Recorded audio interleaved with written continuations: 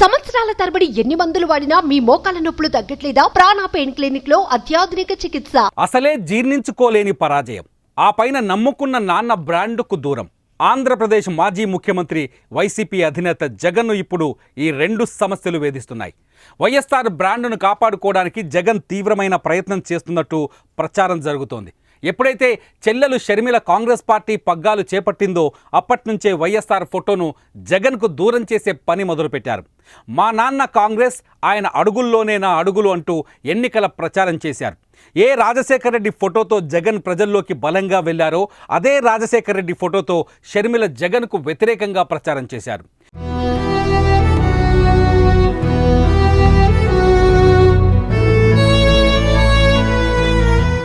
వైఎస్ఆర్కు నిజమైన వారసురాలిని నేనే అని ప్రజలకు చెప్పే ప్రయత్నం చేస్తున్నారు.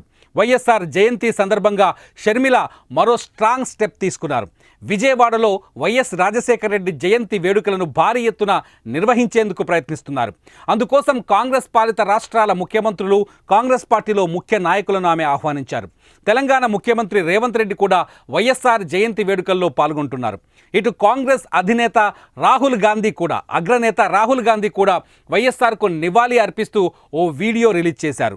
తన భారత్ జోడో యాత్రకి స్ఫూర్తి వైఎస్ రాజశేఖర రెడ్డి పాదయాత్ర అని చెప్పుకొచ్చారు. ఆయన బతికి ఉంటే ఏపీ ముఖ చిత్రం మరోలా ఉండేదని చెప్పుకొచ్చారు. వైఎస్ వారసత్వాన్ని షర్మిల సమర్థవంతంగా ముందుకు తీసుకువెళ్తోందని కొనియాడారు.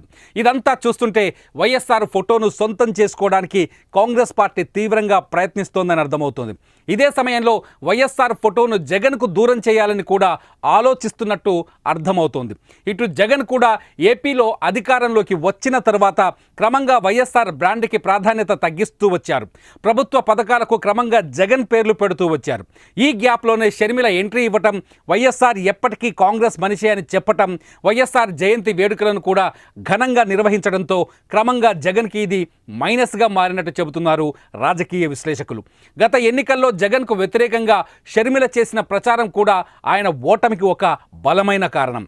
ఇప్పుడు వైఎస్ఆర్ బ్రాండ్ కూడా దూరమైతే వైసీపీ మరింత ఇబ్బందుల్లోకి వెళుతుందన్నది రాజకీయ విశ్లేషకుల అభిప్రాయంగా తెలుస్తోంది.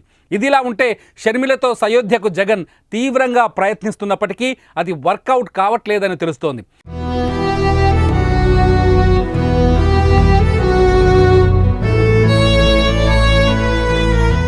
ఇడుపులపాయలో వైఎస్ సమాధి దగ్గర నివాళి అర్పించేందుకు సమయంలో షర్మిలతో మాట్లాడేందుకు జగన్ ప్రయత్నించారని, ఇందుకు తల్లి విజయమ్మ కూడా తీవ్రంగా ప్రయత్నించారని తెలుస్తోంది. అయితే ఈ ఇద్దరి ప్రయత్నాలను షర్మిల తిరస్కరించినట్టు తెలుస్తోంది. షర్మిల జగన్తో భేటీ అవ్వటానికి ఇష్టపడటం లేదని తెలుస్తోంది. ఈ పరిణామాలన్నీ చూస్తుంటే జగన్కు వైఎస్ఆర్ బ్రాండ్తో పాటు షర్మిల కూడా ఒక మరింత దూరమవుతోందని రాజకీయ వర్గాల్లో చర్చ జరుగుతోంది. చూడాలి మరి జగన్ తరువాతి అడుగు ఎలా ఉండబోతుందో. మరి